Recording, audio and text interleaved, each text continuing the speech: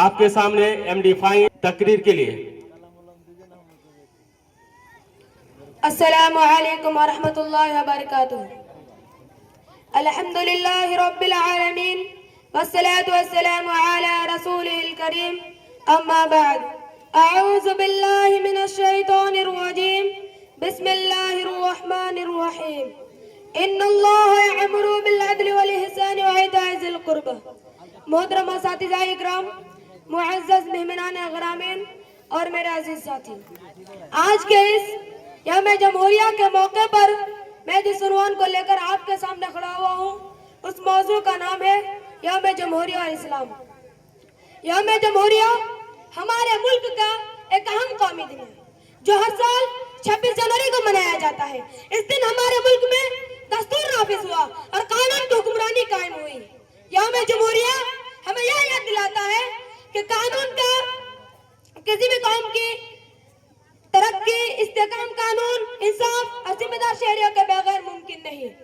اسلامی نقطہ نظر سے دیکھا جائے تو اسلامی معاشرے کو عدل، نظم اور ذمہ داری پر قائم رہنے کی تعلیم دیتا ہے۔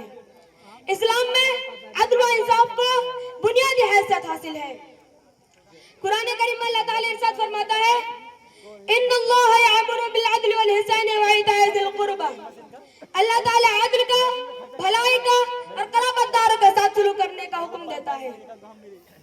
یہ آیت واضح کرتی ہے کہ انصاف اللہ تعالیٰ کا حکم ہے اور اس پر عمل کرنا ہر انسان کی ذمہ داری ہے۔ ایک ایسا نظام جس میں قانون سب کے لیے برابر ہو، اسلامی تعلیمات کے عین مطابق ہے۔ اسلام صرف اپنے لوگوں کے ساتھ نہیں بلکہ ہر ایک کے ساتھ انصاف کرنے کا حکم دیتا ہے۔ قرآن کریم میں فرمایا گیا، وَلَا يَجْرِمَنَّكُمْ شَنَآنُ قَوْمٍ عَلَىٰ أَلَّا تَعْدِلُوا اعْدِلُوا وَاقْرَبُوا لِلتَّقْوَىٰ۔ یعنی کسی قوم کی دشمنی بھی تمہیں ناانصافی پر نہ ابھارے بلکہ انصاف کرو، یہ تقویٰ کے زیادہ قریب ہے۔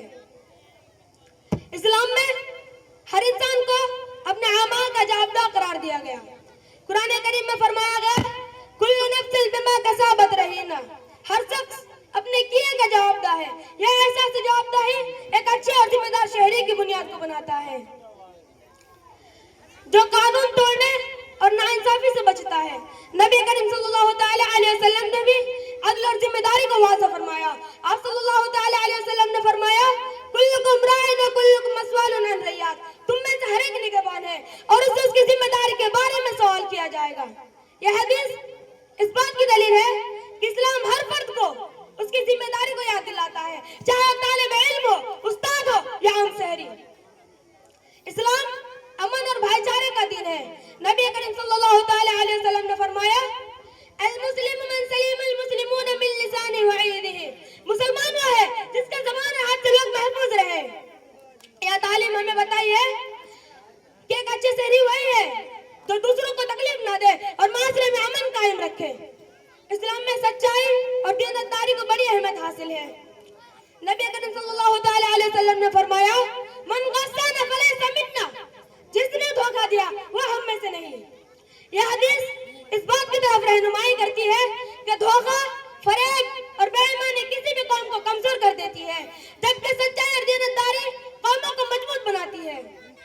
یوم جمہوریہ ہمیں قانون کا پاسداری، سچائی، انصاف اور ذمہ داری کا پیغام دیتا ہے اور اسلامی اقدار کو فروغ دیتا ہے۔ اگر ہم قرآن و سنت کی روشنی میں اپنی زندگی گزارے، قانون کا احترام کریں اور دوسرے کے حقوق کا خیال رکھیں تو ہم نہ صرف ایک اچھے مسلمان بن سکتے ہیں بلکہ اچھے اور ذمہ دار شہری بھی بن سکتے ہیں۔ آخر میں یہ کہا جا سکتا ہے کہ یوم جمہوریہ اور اسلام دونوں ہمیں ذمہ داری، سچائی اور اخلاق کا پیغام دیتا ہے۔ اگر ہم ان اصولوں کو اپنی عملی زندگی میں اپنائیں تو ہمارا معاشرہ امن، ترقی کی راہ میں گامزن ہو سکتا ہے۔ آخر میں اللہ تعالیٰ سے دعا ہے کہ یا اللہ ہمیں عدل و انصاف پر قائم رہنے کی توفیق عطا فرما، ہمیں سچائی، دیانتداری اور ذمہ داری کے ساتھ زندگی گزارنے والا بنا دے اور ہمارے ملک کو امن، بھائی چارے اور انصاف کا گوارا بنا دے۔ آمین یا رب العالمین۔ وآخر دعوانا الحمدللہ رب العالمین۔ السلام علیکم ورحمۃ اللہ وبرکاتہ۔